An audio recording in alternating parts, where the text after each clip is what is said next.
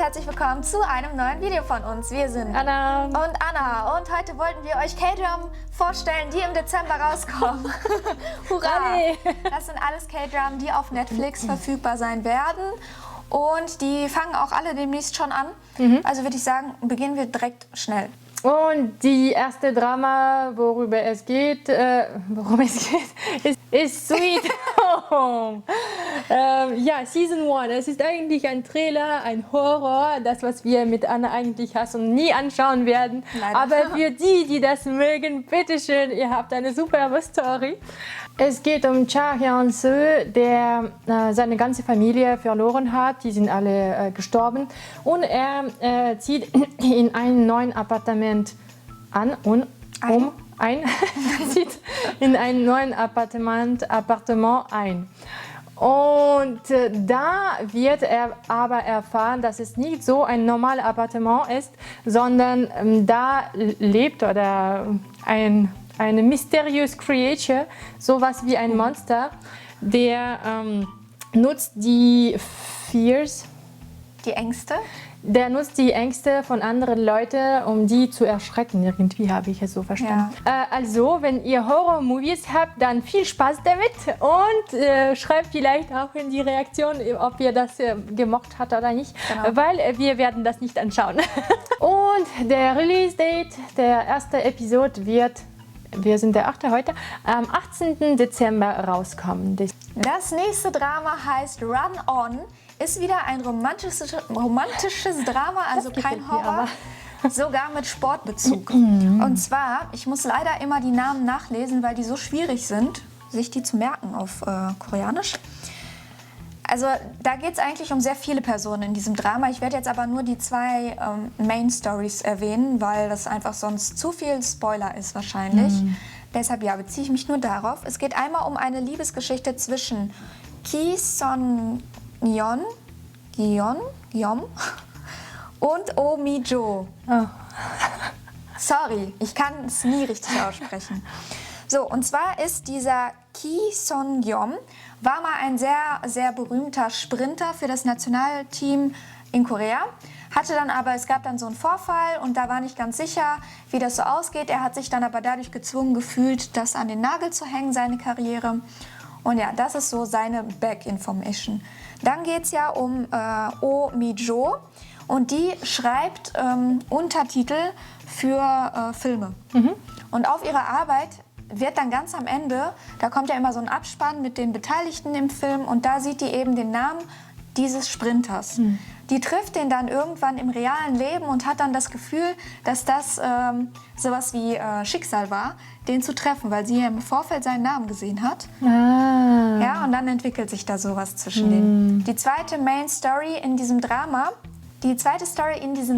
ist, da geht es um eine Agentin, also so eine Sportagentin, Sportagent. Das sind zwei Stories in einem Story? In einem Drama, meine ich. Aha, ja, okay. Ja, und die ist halt, also wie so ein, wie nennt sich das, wie sagt man das auf Deutsch? Talent Scout. Ja, sowas macht die halt auf jeden Fall. Die heißt So Dan-ah. Sorry, ne, Leute, ich kann es wirklich nicht aussprechen.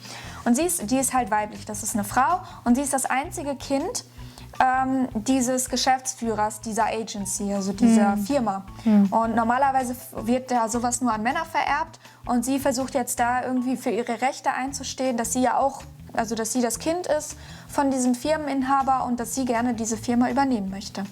Also hört sich für mich sehr spannend an. Ich mag das immer sehr gerne, wenn was mit Sport drin ist, obwohl ich so unsportlich bin. Das ist auch total unlogisch. Aber koreanische Männer, die Sport machen, sehen immer sehr gut aus. Ja, deshalb gucke ich mir das gerne an. Hast du recht. Und ja, das Ganze wird das wird wöchentlich immer auf Netflix rausgebracht. Das kommt am 16. Dezember raus und dann kommen die Folgen immer mittwochs und donnerstags raus. Also immer 2 Folgen pro Woche, was mich super nervt, um ehrlich zu sein, weil ich habe lieber immer direkt die ganze Staffel raus. Ja, ich hasse das. Dass ich selbst entscheiden kann, wann ich mir das angucken möchte. Und das halt eigentlich immer in einem Zug durchsuchte. Aber ja, wer es nicht abwarten kann, kann natürlich immer wöchentlich sich das angucken. Und das nächste Drama ist The Guest. Und warum habe ich immer Horrorsachen bei mir?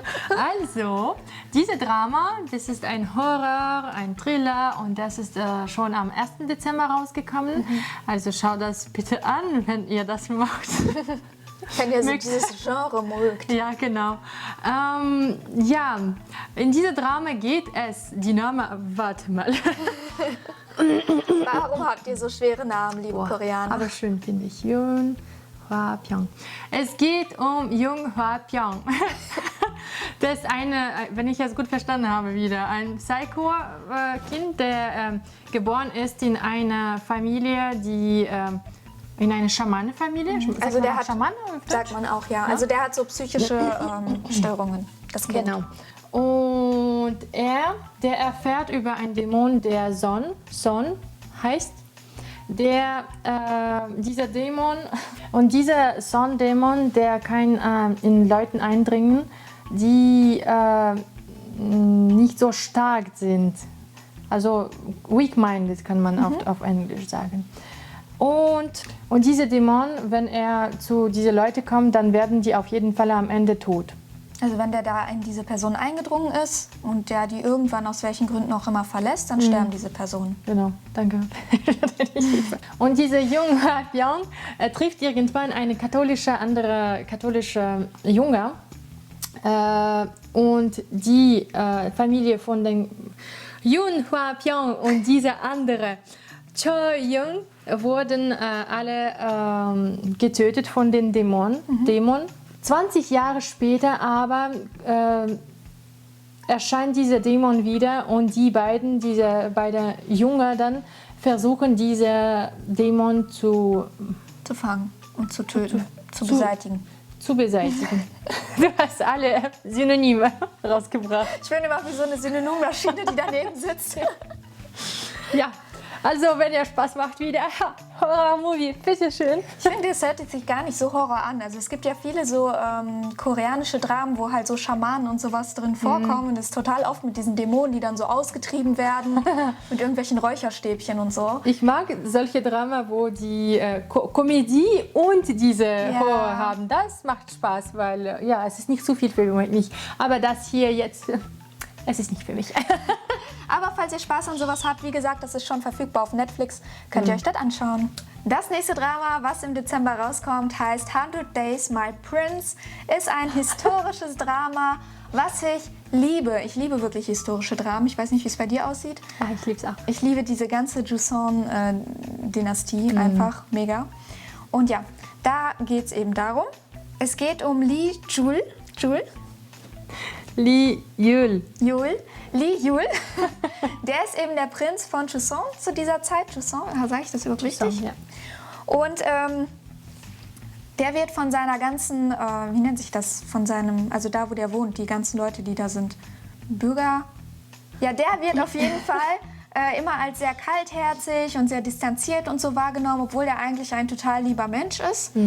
Und um diese Loneliness, die der so spürt, diese Einsamkeit, irgendwie entgegenzuwirken, will er ein neues Gesetz rausbringen, dass alle bis zu seinem 28. Lebensjahr verheiratet sein müssen. Und das Ganze birgt ein großes Problem für eine Frau namens Hong Shim, denn das ist die älteste im Dorf, die noch nicht verheiratet ist. Und ich erzähle das Ganze nur bis an diese Stelle, um nicht zu spoilern. Und ich finde, das klingt super interessant. Zum ersten Mal Ich will das jetzt anschauen. mit so einem Gesetz, was dann rauskommt, dass man unbedingt heiraten muss. Und wie ihr euch vorstellen könnt, wird wahrscheinlich sie irgendwas zu tun haben später mit dem Prinzen. Wahrscheinlich ist jetzt das, was ich mir denke. Das steht so nicht in dem Text. Jetzt möchte ich wissen, wie alt ist er, wie alt ist sie und lalali. Man wird direkt super gespannt. Also das werden wir uns auf jeden Fall angucken mit Anna. Deshalb sagen wir euch jetzt auch, wann das rauskommt. Das Ganze kommt auf Netflix schon am 7. Dezember raus, also einen Tag nach Nikolaus. Wenn ihr euch den Bauch vollgeschlagen habt mit eurer Schokolade, könnt ihr auf der Couch sitzen und euch dieses historische Drama angucken. Ist das nicht toll? Und wir werden es genauso tun. Auf jeden Fall. Und der letzte Drama, den wir euch heute vorschlagen, weil wir das schon Jetzt ist es ein angefangen Test. haben. Genau. Haben wir schon mal darüber geredet, liebe Leute? Ich denke schon. Oder nicht, oder?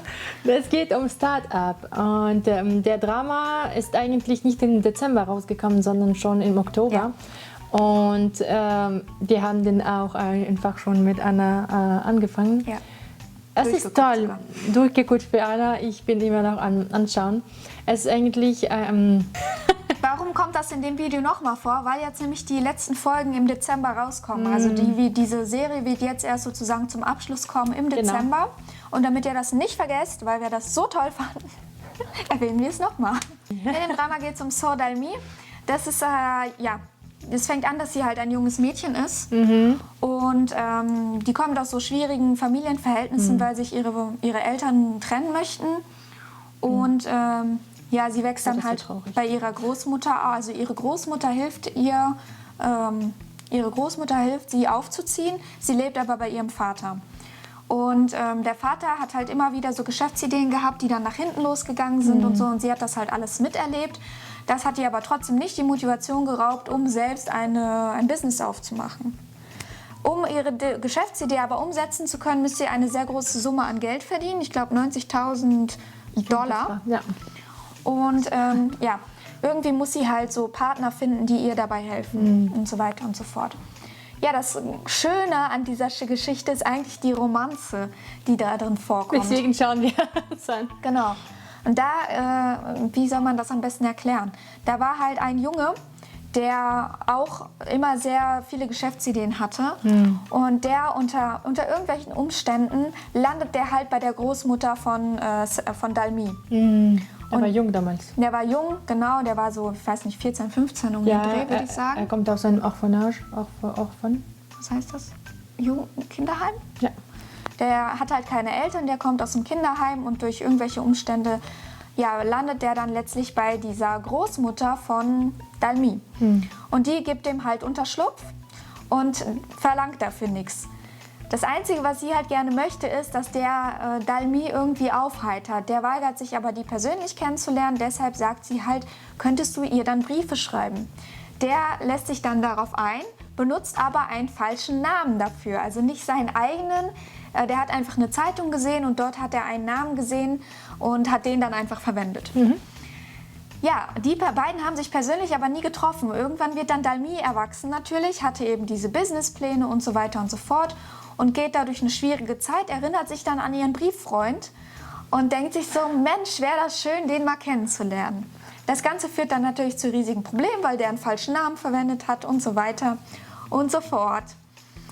Ja, das ist eigentlich so die Main Story. Da gibt es noch so ein paar andere Nebengeschichten, aber ich würde es dabei belassen. Ich denke, das hat euer Interesse schon geweckt an dem Drama. Wie du es erzählt hast, auf jeden Fall.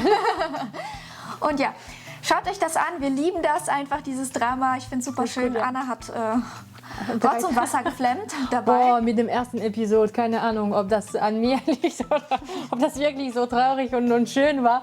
Aber nach dem ersten Episode war ich wirklich... Ja, und das ist wirklich super erstaunlich, finde ich, weil nämlich K-Drum meistens die erste Episode ist so ein bisschen langweilig, finde ich. Ja. Bei vielen Dramen.